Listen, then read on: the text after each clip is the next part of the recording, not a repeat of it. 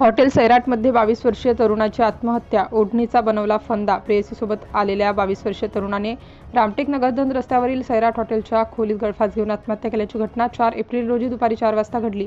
मुकेश म्हैसूर भोंडेकर वय 22 मनसर असे मृतकाचे नाव आहे, तर सोबत असलेली मुलगी देवलापार परिसरातील असल्याची माहिती आहे. मिळालेल्या प्राथमिक माहितीनुसार दोघेही दुपारी हॉटेल सैराटमध्ये आले होते. भाड्याने खोली घेतली. दोघेही 2 तास खोलीत होते. दरम्यान युवती बाथरूममध्ये जाताच तरुणाने ओढणीचा फास तयार करून तरुणाने खोलीच्या पंख्याला गळफास घेऊन आत्महत्या केली. बाथरूममधून बाहेर पडलेल्या मुलीने हे दृश्य पाहून अतिशय घाबरली व घाबरलेल्या अवस्थेत तरुणीने हॉटेल मालक आणि प्रशासकाकडे मदत मागितली.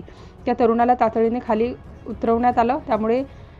त्यावेळी तो बेशुद्ध अवस्थेत सापडला. या तरुणाला तातडीने खासगी वाहनातून रामटेक येथील उपजिल्हा रुग्णालयात आणण्यात आले. मात्र येथे पोहोचताच त्याला उपस्थित डॉक्टरांनी मृत घोषित केले. याबाबत रामटेक पोलिसांना माहिती देण्यात आली. रामटेक पोलिसांनी तरुणीच्या मदतीने सविस्तर तपास सुरू केला. तरुण आणि तरुणी हॉटेलमध्ये कसे पोहोचले, तरुणीचे काय झाले आणि आत्महत्येचे कारण अद्याप समजू शकले नाही. शुक्रवारी शवविच्छेदनानंतर मृतदेह कुटुंबियांच्या ताब्यात देण्यात आले.